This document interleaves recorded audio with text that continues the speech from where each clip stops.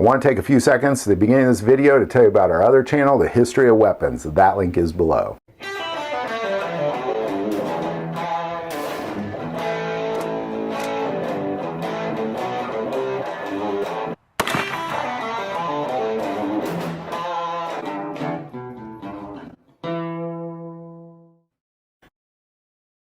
There's a lot of talk lately about food shortages. I haven't seen a lot of that around here, but I have heard a lot of talk about it. And to be quite honest, for the first time I was at the store and a lot of the meat was it was more bare than one would like to see.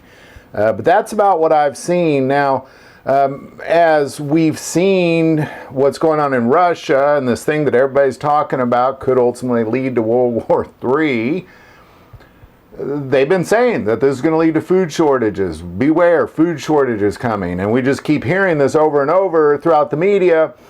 And I want to take a moment and just talk about biblically, you know, what we've seen is really exactly what the Bible tells us is going to happen. You know, if we look at Revelation, the very first seal is the white horse, and there's these strange transitions of power. There's these strange where, you know, this person's in charge and he gets overthrown.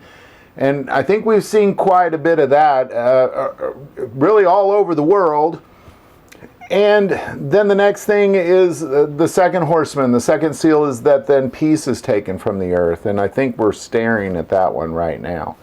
But I think the thing with this food shortage is then the third one, where, you know, when he opened the third seal, I heard the third living creature saying, "Come and see." And I looked, and behold, a black horse, and he who sat on it had a pair of scales in his hand. And I heard a voice in the midst of the four living creatures saying, "A quart of wheat for a denarius, and 3 quarts of barley for a denarius. And do not harm the oil and the wine." Now, I think this is so important to talk about, because if you believe in the Word of God and the things that are taking place are very real, the horsemen are very real.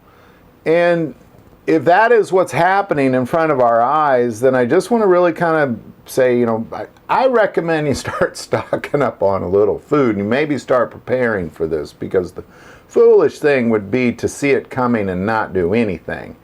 So regardless of whether it's a spiritual thing or whether just the media is saying, you know, because of war in the Eastern Europe, that there's going to be a food shortage, regardless of that, you should be prepared. And chances are you probably are, but be very prepared and take a little time to prepare for this prophecy that I believe is happening right before our very eyes.